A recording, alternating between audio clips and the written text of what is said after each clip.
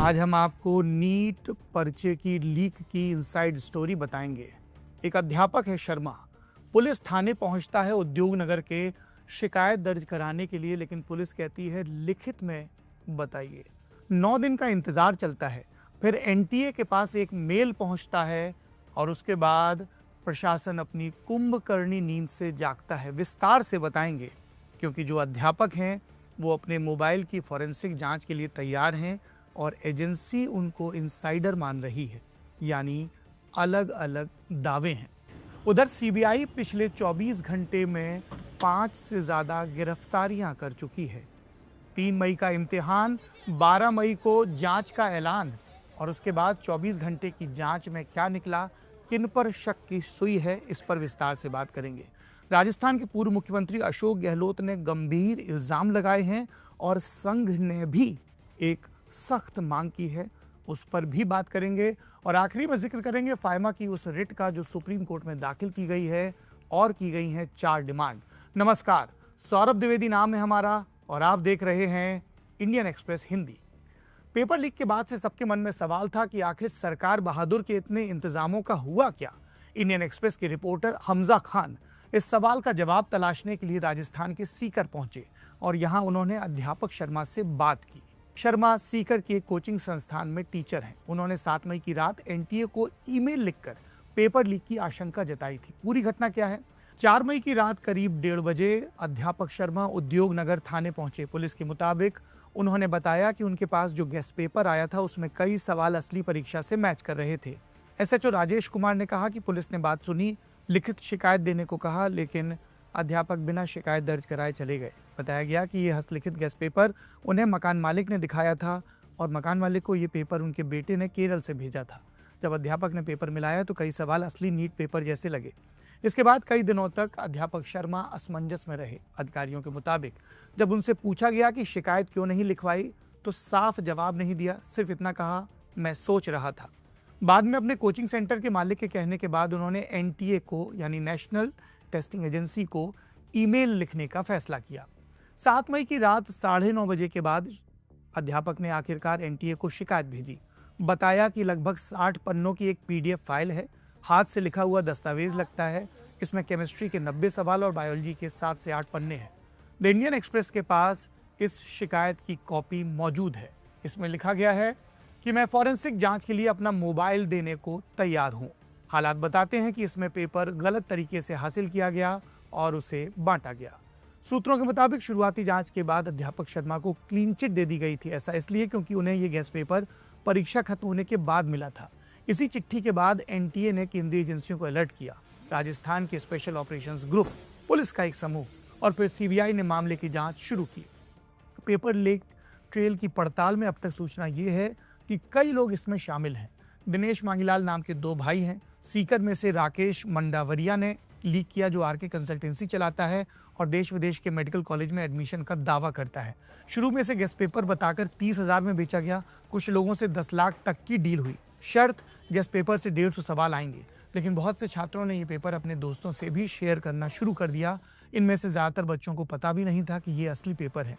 सीकर में भी मेडिकल की तैयारी करने वाले छात्र बहुत ज़्यादा हैं। सिर्फ उद्योग नगर थाने के इलाके में ही करीब 1.25 लाख छात्र हैं। 100 से ज़्यादा कोचिंग सेंटर और 1,500 से ज़्यादा हॉस्टल। ये पेपर दोस्तों के बीच सोशल मीडिया पर ऐसे बटा जैसे प्रसाद की पंजीरी बटती है। सबको पैसे नहीं देने पड़े। जानकारी दोस्तों के जरिए माले मुफ्त दिले बेरहम बटी। एनटीए के आंकड़ों के मुताबिक 2024 की परीक्षा में भी सीकर के 149 छात्रों ने 720 में 700 से ज़्यादा नंबर हासिल किए थे। ये संख्या कोटा के छात्रों के मुकाबले करीब दोगुनी थी। जब 2024 के नतीजों की जांच हुई तो पता चला कि देश के जिन 50 परीक्षा केंद्रों का रिजल्ट सबसे अच्छा आया, उनमें से 37 अकेले सीकर के थे। दुनिया भर के वैज्ञानिक चाहें तो मेधा के इस केंद्रीकरण पर रिसर्च कर सकते हैं। इन केंद्रों में बहुत से छात्रों ने 650 से ज़्यादा नंबर हासिल किए, जो सरकारी मेडिकल कॉलेज में दाखिले के लिए ज़रूरी होते हैं। हमने आपको पेपर लीक का प्रसंग विस्तार से बताया। अब रुख कर रहे हैं अपने रिपोर्टर हमजा का 2 सवालों के साथ। पहला, यदि कोई इतने गंभीर आरोप के साथ पुलिस स्टेशन का रुख करता है तो पुलिस हाथ पर हाथ धरे बैठे लिखित शिकायत का इंतजार करती नहीं रह सकती। और एक थाने में कोई व्यक्ति ऐसे चलकर आ रहा है रात में 1:30 बजे कुछ कंप्लेंट लेकर, तो उनको लगा कि शायद से ये फ्रिवलस क्लेम है कि कोई बंदा जो है उठकर आ गया है, हो सकता है ये कैंसिल करवाना चाहता हो पेपर, कि शायद से इसका कुछ अल्टीरियर मोटिव हो, कि इसका जो है कोई बेटा शायद से या कोई परिचित जो है एग्जाम में अपीयर हुआ हो, उसका एग्जाम अच्छा नहीं गया हो, तो हो सकता है ये चाह रहे हो कि एग्जाम कैंसिल हो जाए। और फिर ये कि थोड़ा सा आश्चर्यजनक लगता है कि इतना बड़ा एग्जाम है वो सीकर में लीक हो रहा है या सीकर से लीक हो रहा है, तो यह है कि उनकी बात को जो है पुलिस के जो लोग थे उन्होंने उस समय उसको सीरियसली नहीं लिया। और दूसरा सवाल, फिलहाल जांच किस दिशा में है? नहीं, उसके बाद यहाँ की पुलिस का यही कहना है कि हमने कुछ क्योंकि हमारे पास कुछ लिखित में कंप्लेंट नहीं आई, और यह है कि जैसे जो उद्योग नगर थाना है वहाँ के अधिकारी भी कह रहे थे कि हमारे पास जो है यहाँ पे हमारे थाना क्षेत्र में बहुत सारे छात्र जो है रहते हैं, बहुत सारे लोग रहते हैं, तो सुबह शाम जो है लोग आते रहते हैं तरह तरह की कंप्लेंट लेकर। तो ये जो कंप्लेंट थी नीट की, तो उनको ऐसा कुछ इसमें नहीं लगा कि कुछ अलग से इन्वेस्टिगेट करें। अब बात पिछले 24 घंटे में हुई कार्रवाई की करते हैं। 13 मई को सीबीआई ने अलग अलग राज्यों के 5 लोगों को गिरफ्तार किया। सीबीआई प्रवक्ता ने इंडियन एक्सप्रेस को बताया कि 3 गिरफ्तारियां जयपुर से, एक गुरुग्राम और एक नासिक से हुई। हिंदी में उच्चारण नासिक है, मराठी भाषी मित्र नाशिक कहते हैं, हम हिंदी में बात कर रहे हैं तो नासिक कहेंगे। शिक्षा मंत्रालय से शिकायत मिलने के बाद सीबीआई ने इस मामले में 12 मई को भारतीय न्याय संहिता के तहत धोखाधड़ी, चोरी और सबूत मिटाने जैसी धाराओं में केस दर्ज किया था। इसमें भ्रष्टाचार निवारण अधिनियम और लोक परीक्षा अनुचित साधनों की रोकथाम अधिनियम की धाराएं भी लगाई गई हैं। इंडियन एक्सप्रेस के हमजा खान, मोहम्मद थावेर और सुशांत कुलकर्णी ने अपनी रिपोर्ट में बताया कि सीबीआई ने पुणे के एक व्यक्ति को अहिल्यानगर महाराष्ट्र से पकड़ा। आरोप है कि उसी ने शुभम खैरनार नाम के शख्स को पेपर की असली कॉपी दी। शुभम नासिक से है, आयुर्वेद का स्टूडेंट है, उसे पहले ही गिरफ्तार किया जा चुका है। उस पर आरोप है कि उसने इम्तिहान के पेपर की फोटो खींचकर व्हाट्सएप पर साझा की। पुलिस अभी ये पता लगा रही है कि पुणे वाले संदिग्ध को पेपर कहां से मिला। इस बीच उन खबरों को पुलिस ने गलत बताया जिसमें कहा गया कि पेपर नासिक में छपा और वहीं से लीक हुआ। इसके अलावा महाराष्ट्र की पुलिस ने पुणे में भी एक महिला को पूछताछ के बाद हिरासत में लिया है।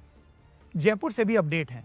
राजस्थान पुलिस के स्पेशल ऑपरेशंस ग्रुप ने इस मामले में 2 भाइयों को पकड़ा है जो प्रॉपर्टी का काम करते हैं। एक अपडेट और, पूर्व मुख्यमंत्री और कांग्रेस नेता अशोक गहलोत ने कहा कि भाजपा नेता के शामिल होने की खबरें सामने आ रही हैं और दिया ये बयान। गंभीर मामला रहा है और जो पकड़ा गया है बीजेपी का जो नेता है, कहते हैं उनके परिवार के 5 लोगों की नौकरी पहले लग चुकी है, तो ये जांच का विषय है। राष्ट्रीय स्वयंसेवक संघ यानी आरएसएस ने भी सख्त टिप्पणी की। हमारे रिपोर्टर दीप्तिमान तिवारी से बात की अखिल भारतीय विद्यार्थी परिषद के राष्ट्रीय महामंत्री वीरेंद्र सोलंकी ने। उन्होंने एनटीए के सभी अधिकारियों को बर्खास्त करने की मांग की। वहीं संघ से जुड़े शिक्षा संस्कृति उत्थान न्यास के राष्ट्रीय समन्वयक देवेंद्र सिंह ने कहा कि पेपर लीक को संगठित अपराध की तरह माना जाना चाहिए।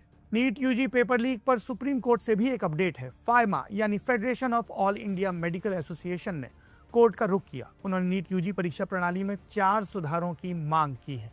पहला, केंद्र सरकार एनटीए को रिप्लेस करे या इसमें आमूलचूल सुधार करे ताकि परीक्षा ट्रांसपेरेंट हो। दूसरा, दोबारा होने वाली परीक्षा एक कमेटी की देखरेख में हो जिसके सदस्यों को अदालत तय करे। तीसरा, प्रश्न पत्रों में डिजिटल लॉकिंग सिस्टम हो, साथ ही परीक्षा को धीमे धीमे कंप्यूटर बेस्ड बनाया जाए जिसे कंप्यूटर बेस्ड टेस्ट कहा जाता है। और चौथी मांग, सुप्रीम कोर्ट सीबीआई को निर्देश दे कि वो 4 हफ्ते में पेपर लीक की इन्वेस्टिगेशन रिपोर्ट सौंपे। हमारा मानना है कि नीट लीक की घटना को सिर्फ कानून और व्यवस्था की समस्या मानना गलत है। ये संस्थानों की नाकामी है। एनटीए प्राइवेट सेंटरों और बाहरी कंपनियों पर निर्भर है। 2024 में झारखंड में हुए पेपर लीक ने इन कंपनियों और कोचिंग माफिया के बीच साठगांठ को उजागर किया था। एनटीए अपनी जिम्मेदारी लेने के बजाय अक्सर बाहरी एजेंसी पर दोष लगाता रहता है। हालिया नीट पेपर लीक एक गंभीर चेतावनी है। देश के युवाओं के भविष्य के लिए संस्थानों का भरोसेमंद होना जरूरी है। परीक्षाओं में गड़बड़ी किसी भी तर्क के तहत स्वीकार नहीं की जा सकती और नरेंद्र मोदी सरकार ये कहकर अपनी पीठ नहीं थपथपा सकती कि गड़बड़ी मिलते ही हमने पेपर कैंसिल कर दिया। जवाबदेही जरूरी है क्योंकि सरकार इकबाल से चलती है, भरोसे से चलती है। आप देख रहे हैं इंडियन एक्सप्रेस हिंदी। अगर आपको हमारी पत्रकारिता, इंडियन एक्सप्रेस की पत्रकारिता पसंद है, आप हिंदुस्तानी ज़बान में और वीडियो में ये देखना चाहते हैं, तो हमारे चैनल को सब्सक्राइब करें। शुक्रिया।